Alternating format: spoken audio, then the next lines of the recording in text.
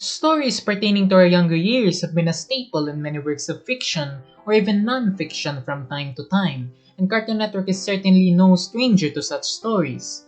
Pig McCracken's Foster's Home is a great starting point, which often reference the instrumental role of imaginary friends for children growing up, at least in the cartoons that is, whether it be in an emotional or relational sense. Craig of the Creek, Summer Camp Island, and Codename K&D, to cite a few from the network's prolific filmography, would also have their fair share in distinctive styles in portraying childhood for animated fiction, quite often idealized, fantasized, and even comically absurd.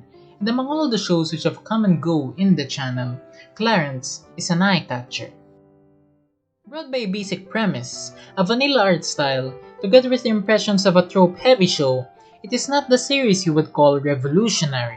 Yet even if it appeared generic on the surface level, what can be deduced as his fatal flaw is where Clarence finds his greatest strength. It is ironically through the show's simplicity which brought a unique quality to the series.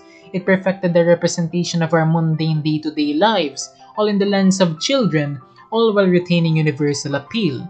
You could put on any sort of label: rich, poor, middle-class, country boy, suburban kid, whatever race, whatever gender, whatever ethnicity. Clarence manages to go beyond any socio-cultural identifier we'd like to associate with, since childhood is presented in a way that can be called grassroots. It does not go out of its way to show something grand like in the frequent occasions the Loud House and We Bear Bears do it. It also does not romanticize day-to-day situations, which can be found in a lot of slice-of-life animes nowadays. Instead, episodes can be likened to a retelling in your average daily journal or letter, delivering the basest form of telling stories: plain and simple, straightforward storytelling. For the most part, episodes were written not with a punchline or a deep message behind. Usually it's just plain stupid fun, sometimes humorous, sometimes annoying. Should you see an episode where Clarence starts a hot new game of money changers, see to it that it would literally just be an episode of kids playing with money. Do you find yourself relating to being a step slower and keeping up with all kinds of fads? Do you want to see the adventures of a blind boy who actually had mud stuck on his eyes? Is pestering an old bitter-looking vet your greatest show in life? This series has delivered. It is a show of shameless etiquette and the few envious part insufferable kids. A show which often features some of the crudest and rawest forms of entertainment out there. It is easy to assume that these are all there is in a show like this, but it can still bring itself to spout some real talk and maturity into you, and it wouldn't feel disingenuous at all. Case in point, Ryan Somowski, or Sumo as a lot of people would like to call him. A wild and nasty kid who at the same time carries a counterbalanced role as a character throughout the series. Also, episodes being more explorative of a character than his or her usual persona are not so frequent in the series. The few examples which do exist manage to retain consistency to the nature of the character in question. While Sumo may usually be characterized as someone erratic and undisciplined, his persistence and determination still remain true to who he is. His passion forms a major part of his identity in the series, usually in comedic effect, but can also be a source for inspiration. This trait of his is especially prominent in Dream Boat, proving that he is not the unmotivated delinquent who people often see in him. Doing so even if he is alone, and even if that raft of his turns out to be a failure. But his passion can also be directed with hostility, like in the end of episode 76, and you'll get to see that he is also a prideful, yet dignified kind of individual, who has shown time and time again that he is not one who wants to be treated as a pushover. That is the Sumo who had built that makeshift ship even in the rain and night, and especially the boy who insisted the fairness he had in building the highest flying rocket in a school project of theirs. The same Sumo who at the same time is not so different to the one who saw stumping as a way to prove his manhood against his older brother. This is who Sumo is in these episodes, a fulfillment of the Sumo who we tend to see. His character is everything representative of what Clarence is as a series. Childish and somewhat idiotic, but unrelenting and full of heart and passion. Someone simple, yet a great reference for what it felt back then when we were still children, at least for a lot of people. For many, times were simpler and carefree, but it wasn't mindless and nonsensical as to how some portrayals would treat it. In his case, he may still be a child at heart and body, but he's not so shallow of a person that his own pride is an afterthought to him. It is true this sort of characterization, not only for Sumo, but for most of the cast, which brings meaning to the show and its pursuit for realism. It shows that even with the simplest storylines, Clarence can still bring depth to its characters without resorting for something profound. See Clarence, the titular character. Naive and stupid, but the defining features which guides his fondness to pretty much anyone and anything. A characteristic often associated with the annoyance of other characters on some occasions, but it's also something which can add depth to his character. It is what leads him to do good for others, sometimes helpful, sometimes disastrous. He can go from a supporting figure and an unexpected friend by circumstance, like in the respective Green Boat and the Forgotten episodes, to a nuisance like in Neighborhood Grill.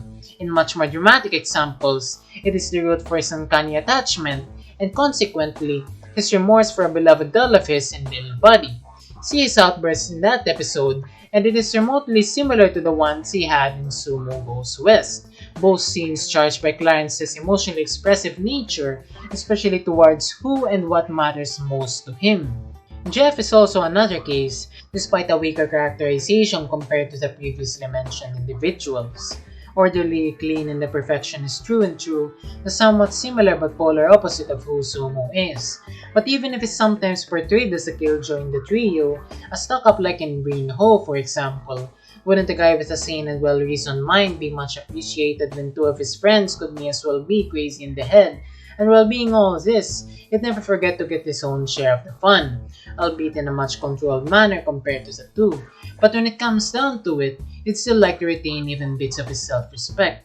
I think anyone well-behaved would lose their minds for being provoked for trying to preserve something precious, like the toy he had in episode 7. Who wouldn't be distressed if something you're proud about is devoured in an instant like an average Jeff? Even kids can be bothered by that sort of thing. Citing the show's main trio, characters in the series do not simply exist for the sake of a joke, nor as caricatures of a certain personality trait. Rather, they are written in a way where tropes can be easily overlooked. Sumo may be a wild brat, Clarence being the naive kid, or Jeff the nerdy child. These are the tropes which constitute their respective beings, and these come along prominently throughout the series. Yet at the same time, it can be observed that they can also be multi-layered as characters. Even Sumo can take things seriously and be focused for once. Even Clarence's playfulness and energy can be a double-edged sword towards the people he meets.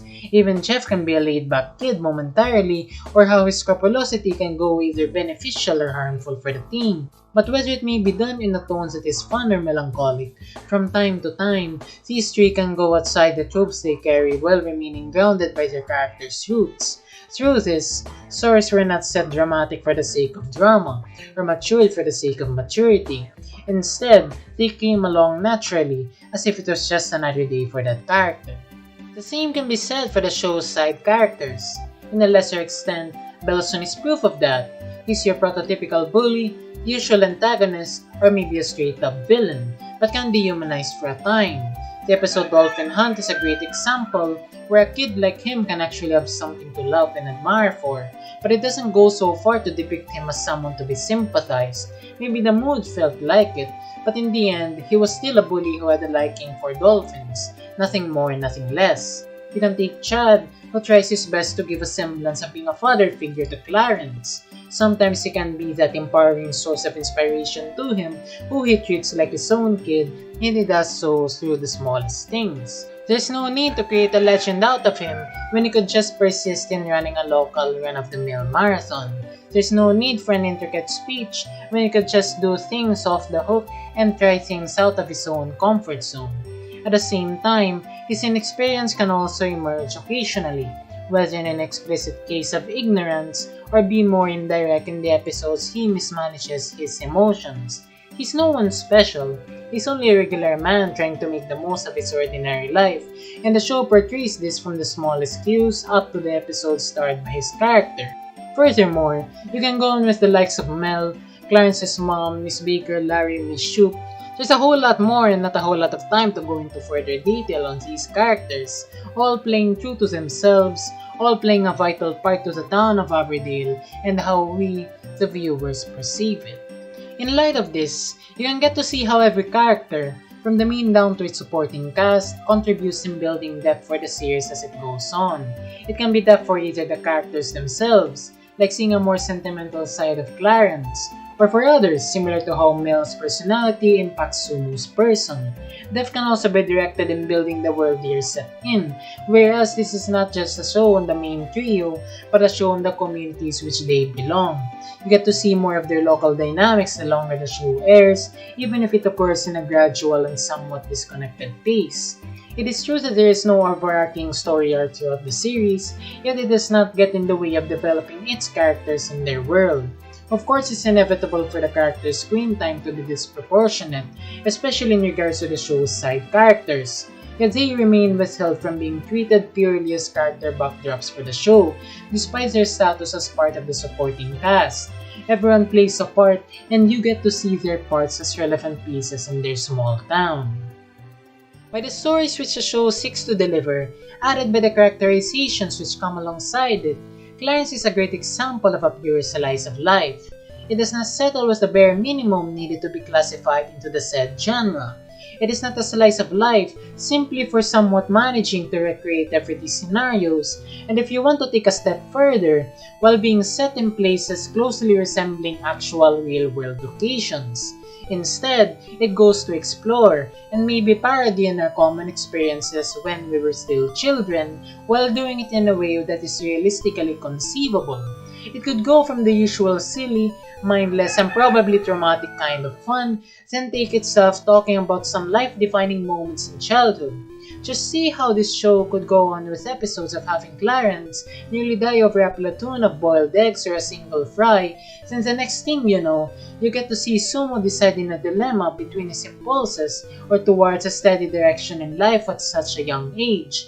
It can be chill, it can be laid back, chaotic, and can also take its time to discuss more serious themes. At least for me, that is pretty much how modern life is. There's no other show which has been able to perfectly encapsulate it as well as Clarence did, especially in Cartoon Network, especially in children's TV, doing it in a way where I could say that was me back in the day. For all of the heart and the chaos included, Clarence boils down as a cartoon which appeals to the common man.